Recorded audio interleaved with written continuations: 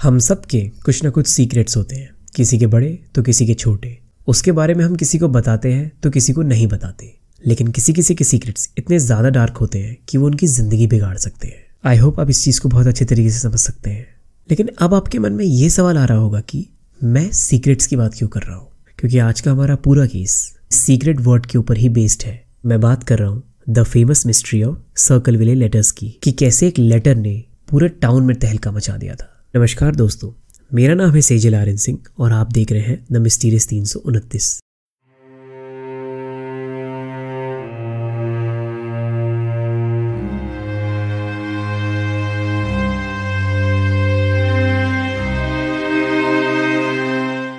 आज की कहानी हमें लेके चलती है सर्कल विले, ओहायो में। कोलंबस से सर्कल विले लगभग 25 मील साउथ की तरफ है। सर्कल विले आज तो ओहायो के सबसे अच्छे सिटीज में से एक है, लेकिन 1970 में ये एक छोटा सा अमेरिकन रूरल टाउन हुआ करता था और उस समय वहां लगभग 13,000 लोग रहा करते थे। और जैसा छोटे अमेरिकन टाउन्स की खासियत होती है, वहां सब लोग एक दूसरे से बहुत अच्छे तरीके से वाकिफ होते हैं। और छोटे टाउन्स की एक ये भी खासियत होती है कि यहाँ के लोग एक दूसरे से कुछ छुपा नहीं पाते हैं। और हमारी आज की कहानी इसी चीज पे बेस्ड है।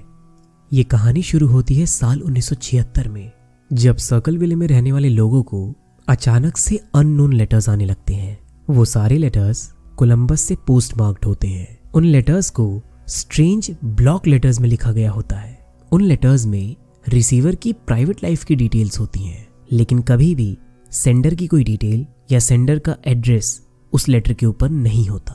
उस राइटर की खास बात ये होती है कि वो सर्कल विले में रहने वाले लोगों से बहुत अच्छे तरीके से वाकिफ है, और इतना ही नहीं, उनके सारे सीक्रेट्स जानता है।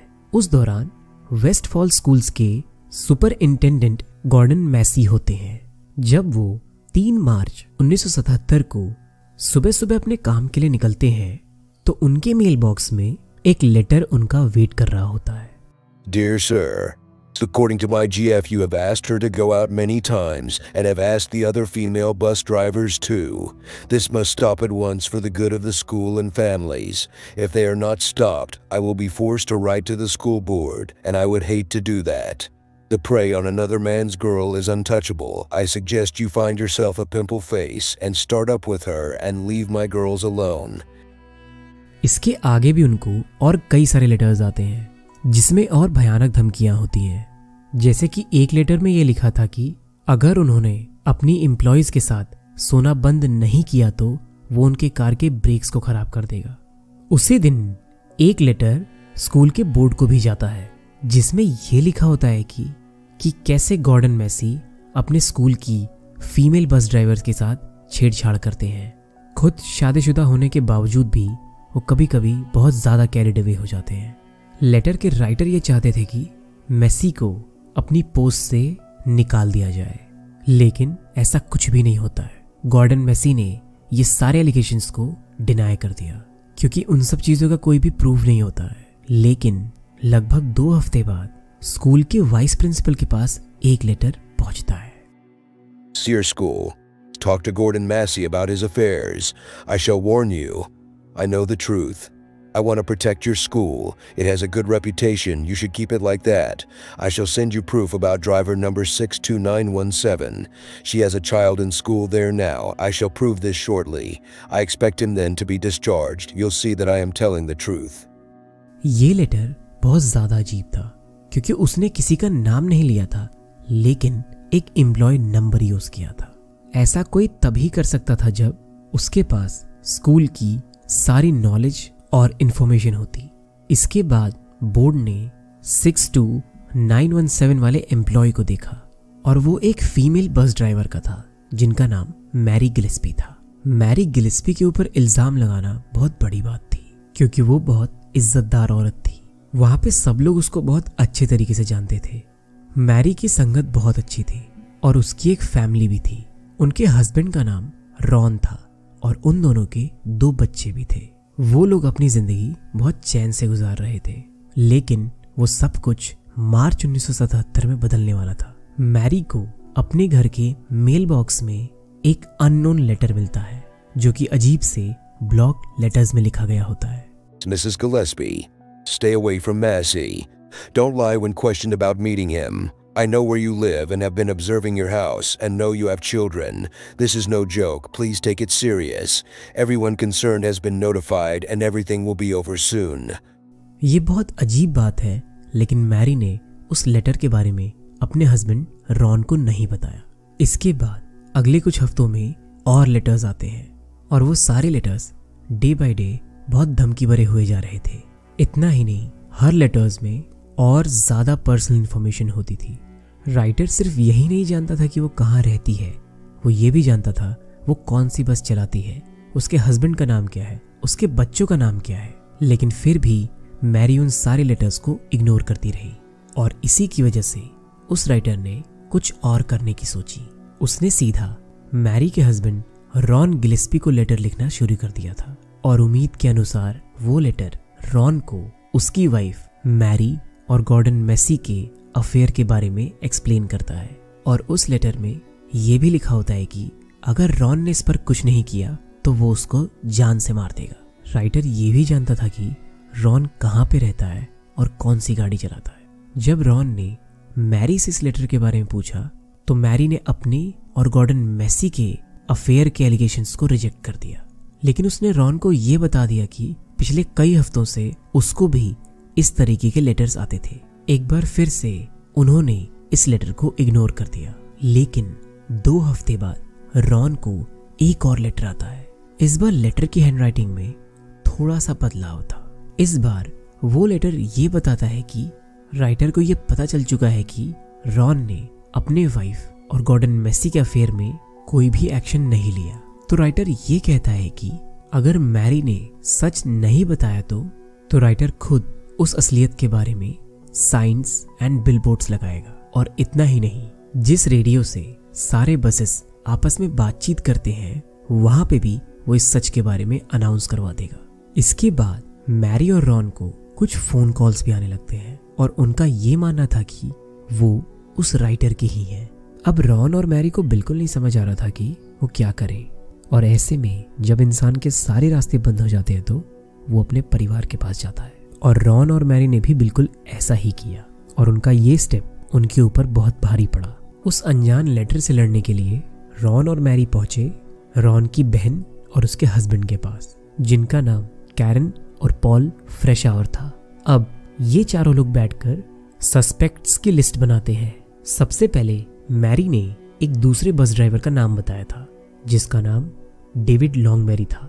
बहुत समय पहले डेविड लॉन्गमेरी को मैरी ने रिजेक्ट कर दिया था और इसीलिए डेविड मैरी से बहुत गुस्सा रहता था और कभी कभी वो उसका मजाक भी बनाता था। ऐसे में वो चारों ने ये प्लान बनाया कि पॉल फ्रेशावर डेविड को एक लेटर लिखेंगे और उसमें ये बताएंगे कि वो जानते हैं कि डेविड ही है जो वो लेटर्स उनको लिख रहा है, और अगर उसने ऐसा करना बंद नहीं किया तो वो पुलिस के पास जाएंगे। और ये काम करता है। अगस्त 1977 में लेटर्स आना बंद हो जाते हैं, लेकिन रॉन और मैरी को ये राहत ज्यादा दिनों तक नहीं मिलने वाली थी। महज कुछ ही समय बाद उन लोगों को साइंस दिखने लगते हैं, बिल्कुल जैसा पहले के उन लेटर्स में कहा गया था। पूरे टाउन में वो साइंस पोस्टेड होते हैं और पहले जैसे ही टेढ़े मेढ़े ब्लॉक लेटर्स में ये लिखा होता है कि गॉर्डन मेसी का अफेयर मैरी गिलेस्पी के साथ चल रहा है। उस पोस्टर के चलते टाउन में एक और बात फैल जाती है कि गॉर्डन मेसी का अफेयर मैरी की 12 साल की बेटी के साथ चल रहा है। अब ये बात एग्जैक्टली उन साइंस में तो नहीं लिखी होती, लेकिन फिर भी ये ह्यूमर पूरे टाउन में फैल जाता है, और जो कि बहुत बुरी बात है। और बिल्कुल ऐसा ही रॉन और मैरी को लगा था। इसके चलते रॉन सुबह जल्दी उठकर पूरे टाउन में जाकर वो सारे साइंस को हटाते हैं ताकि सुबह स्कूल जाते टाइम उनकी वाइफ और उनकी बेटी को ये ना दिखे। लेकिन इसके आगे चीजें और बेकार हो जाती हैं। एक रोज मैरी टाउन के बाहर गई हुई होती है और दूसरी तरफ रॉन बच्चों के साथ घर पर ही होते हैं। अब ये बात होती है 19 अगस्त 1977 के शाम की। घर पर एक कॉल आता है और कॉलर फोन पर रॉन को ये बताता है कि उसकी नज़र उनके घर पर है और वो बहुत अच्छे तरीके से रॉन के ट्रक को पहचानता है। रॉन पहचान गया कि ये आवाज़ उस लेटर राइटर की ही है। रॉन बहुत ज़्यादा गुस्से में आ जाता है और वो इन सब चीज़ों को बस ख़त्म करना चाहता है। इसके बाद वो अपनी पिस्टल उठाता है, अपनी बेटी के माथे पे किस करता है और अपनी गाड़ी लेकर रात को ही उस लेटर राइटर को ढूंढने निकल जाता है। लेकिन इसके बाद रॉन अपने घर कभी वापस ही नहीं आते हैं। ये बात है लगभग 10:30 बजे की, जब रॉन का red and white pickup truck उनके घर से महज कुछ ही किलोमीटर दूर एक पेड़ से टकराया हुआ पाया गया था। ये एक्सीडेंट एक रोड टर्न पे हुआ था और रॉन को अपनी गाड़ी से बाहर पाया गया था। जब लोग उन्हें हॉस्पिटल लेके गए तो वहां पर उन्हें मरा हुआ डिक्लेयर कर दिया गया। इसके बाद जब काउंटी शेरिफ वहां पहुंचते हैं तो उन्हें एक अजीब चीज पता चलती है। रॉन के गन से एक गोली चलाई गई होती है, लेकिन इधर उधर कहीं भी गोली का निशान नहीं होता है। पुलिस को सिर्फ बुलेट का एक कवर मिलता है। इसके बाद गिलेस्पी फैमिली का यह मानना था कि ये कोई एक्सीडेंट नहीं है।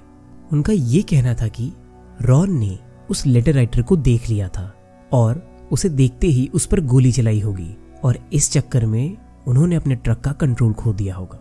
लेकिन ऑटोप्सी ने यह बताया कि रॉन का जो अल्कोहल लेवल था वो 0.16 था, जो कि लीगल लिमिट से दुगनी है। और इस ऑटोप्सी रिपोर्ट की वजह से शेरिफ रेडक्लिफ ने यह बता दिया कि रॉन अपने घर से बहुत नशे में निकले थे और उसी रेंज में उन्होंने अपनी गाड़ी का कंट्रोल खो दिया और उनका एक्सीडेंट हो गया। Case closed. लेकिन गिलेस्पी फैमिली ने उनकी बातों पर बिल्कुल भरोसा नहीं किया, क्योंकि वो जानते थे कि रॉन इतने बड़े शराबी नहीं थे। और तो और वो अपने बच्चों को इतनी रात में अकेले छोड़कर कभी भी नहीं जाएंगे जब तक कोई हद से ज्यादा सीरियस बात ना हो। गिलेस्पी फैमिली ये चाहती थी कि शेरिफ इस केस में और तहकीकात करे, लेकिन शेरिफ रेडक्लिफ ने ऐसा बिल्कुल नहीं किया। उनका सिंपली ये कहना था कि रॉन की डेथ सिर्फ एक एक्सीडेंट है।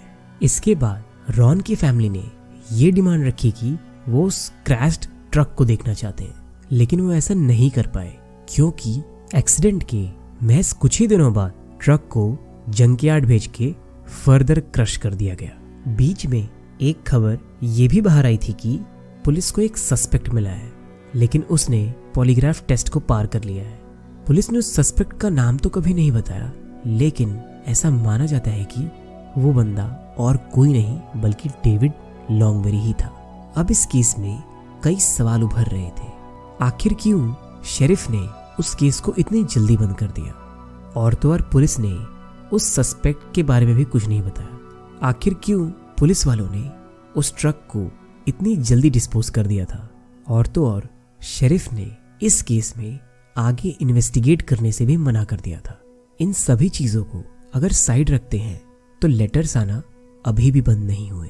अब उन लेटर्स में ये चीजें लिखी होती थी कि शेरिफ रेडक्लिफ ने बहुत सारे सच छुपाए हैं और इस चीज के ऊपर रॉन के ब्रदर इन लॉ यानी पॉल फ्रेशावर ने लोगों से बाहर बहुत बातें करी, लेकिन उसका फायदा कुछ भी नहीं हुआ। शेरिफ रेडक्लिफ अपने डिसीजन से टस से मस नहीं हुए। लेकिन 2 साल बाद इस केस में एक ट्विस्ट आता है। अपने हस्बैंड के मरने के 2 साल बाद मैरी गिलेस्पी ने यह एडमिट किया कि उनका रिलेशनशिप गॉर्डन मैसी के साथ चल रहा है, लेकिन उन्होंने ये चीज भी बताई कि उनका अफेयर 1979 में स्टार्ट हुआ था, लेटर्स आने के काफी समय बाद। मैरी ने यह भी बताया कि वो स्ट्रेस एंड ट्रॉमा उन दोनों को करीब लेकर आया था। अब इसमें क्या सच है क्या झूठ वो तो किसी को भी नहीं पता है। मैरी ने ऐसा इसलिए किया था क्योंकि उनको ऐसा लगा उनके ऐसा करने से लेटर्स आना बंद हो जाएंगे, लेकिन ऐसा नहीं होता है। उन 7 सालों में तकरीबन 40 लेटर्स मैरी के पास पहुंचते हैं, लेकिन कहानी अभी खत्म नहीं हुई है। इसके आगे सर्कलविले लेटर्स में और ज्यादा बड़े ट्विस्ट आते हैं, लेकिन उसको जानने के लिए इंतजार करिए सर्कलविले लेटर्स की दूसरी वीडियो का। इससे पहले कि मैं आपसे विदा लूं, मैं एक बात आपसे बताना चाहता हूँ। एज ए न्यू यूट्यूबर जिस तरीके का सपोर्ट आप लोग मुझे दे रहे हैं वो बहुत ज़्यादा इमेंस है और मैं दिल से आप लोगों का बहुत बहुत शुक्रिया अदा करता हूँ और आप लोगों से इसी तरीके की सपोर्ट की उम्मीद करता हूँ। वीडियो अच्छा लगा हो तो प्लीज़ लाइक कर दीजिएगा और चैनल को सब्सक्राइब कर दीजिएगा। और जैसा मैं हमेशा बोलता हूँ, प्लीज़ अपना ध्यान रखिए, अपनी फैमिली का ध्यान रखिए और ऐसे लोगों से बच के रहिए जिनका इंटेंशन सिर्फ आपको यूज़ करना है। और मैं हमेशा आप लोगों के लिए ऐसे ही बेहतरीन केसेस की डॉक्यूमेंट्री लाता रहूँगा।